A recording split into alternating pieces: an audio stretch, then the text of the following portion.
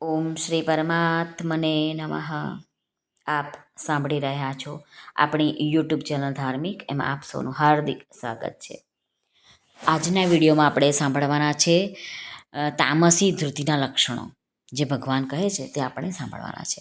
અને આજનો શ્લોક છે શ્રીમદ્ ભગવદ્ ગીતા અધ્યાય 18મો મોક્ષ સંન્યાસ યોગનો શ્લોક ક્રમાંક 35. તો ચાલો આપણે આજનો શ્લોક જોઈએ. ભગવાન શું કહે છે? શ્રી ભગવાનુવાચ યયા સ્વપ્નમ ભયં શોકં વિષાદં મદમેવ ચ ન વિમુચ્યતિ દુર્મેધા ધૃતિઃ સા પાર્થ તામસી.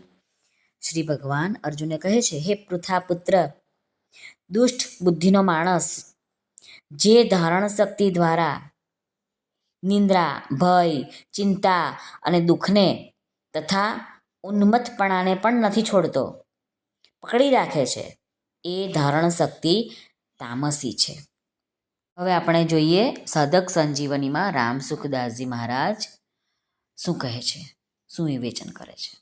મહારાજ કહે છે કે તામસી ધારણ શક્તિ દ્વારા મનુષ્યને વધારે નિંદ્રા આવે છે, એને અંદરનો ને બહારનો ભય વધારે લાગે છે, ચિંતા, દુઃખ, શોક, ઘમંડ આ બધું એની પાસે હોય છે. એ બધામાં ડૂબેલો હોય છે. ક્યારેક એ વધારે નિંદ્રામાં પડ્યો રહે છે, ક્યારેક મૃત્યુ, બીમારી, અપયશ, અપમાન, ધન જતું રહેશે, આ બધાથી ભયભીત રહે છે. ક્યારેક શોક ને ચિંતામાં ડૂબેલો રહે છે, ક્યારેક દુઃખમાં મગ્ન રહે છે, અને ક્યારેક પોતાને અનુકૂળ પદાર્થો મળી જવાથી ઘમંડ આવી જાય છે. મહારાજ કહે છે કે એના સિવાય પણ પ્રમાદ, અભિમાન, દંભ, દ્વેષ, ઈર્ષ્યા વગેરે દુર્ગુણોને તથા હિંસા, બીજાઓને અપકાર કરવો, બીજાઓને કષ્ટ આપવું, એમનું ધન લૂંટી લેવું, અપહરણ કરી લેવું, આ બધા જ દુરાચારો એ લોકોમાં આવે છે. કોનામાં? તામસી ધૃતિ જેનામાં છે તેનામાં. આગળના 2 શ્લોકોમાં સાત્વિકી અને રાજસી ધૃતિને ધારણ કરવાની વાત ભગવાને કહી, પરંતુ અહીં તામસ બુદ્ધિને, તામસ ધૃતિને ધારણ કરવાની વાત નથી કહી.